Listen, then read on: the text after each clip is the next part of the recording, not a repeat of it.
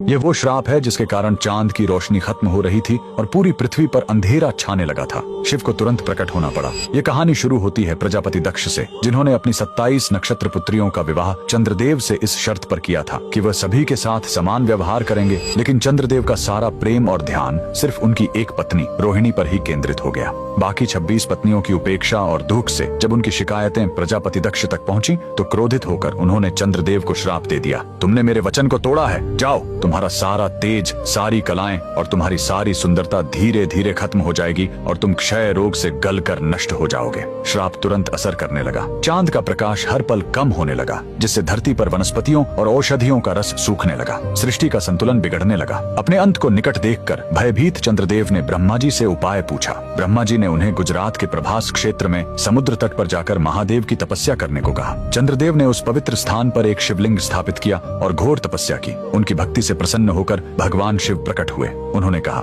मैं दक्ष के श्राप को पूरी तरह खत्म तो नहीं कर सकता, लेकिन उसका प्रभाव कम कर सकता हूँ। शिव ने वरदान दिया, तुम कृष्ण पक्ष में 15 दिन क्षीण होगे, लेकिन शुक्ल पक्ष में 15 दिन फिर से पूर्ण हो जाओगे। उन्होंने चंद्र को अपने मस्तक पर धारण कर लिया और चंद्रशेखर कहलाए। और जिस ज्योतिर्लिंग की चंद्र ने पूजा की थी वो सोमनाथ, सोम यानी चंद्र के नाथ के नाम से प्रसिद्ध हुआ। और यही सोमनाथ मंदिर भारत का पहला ज्योतिर्लिंग आज भी गुजरात के वेरावल में उसी समुद्र तट पर शान से खड़ा है, जहाँ चंद्रदेव ने श्राप से मुक्ति पाई थी। लेकिन रुकिए, इस मंदिर का एक और रहस्य है। यहाँ मौजूद बाण स्तंभ यह बताता है कि यहाँ से लेकर दक्षिणी ध्रुव तक समुद्र के रास्ते में कोई जमीन नहीं है। भगवान शिव के भक्त कमेंट में हर हर महादेव जरूर लिखें।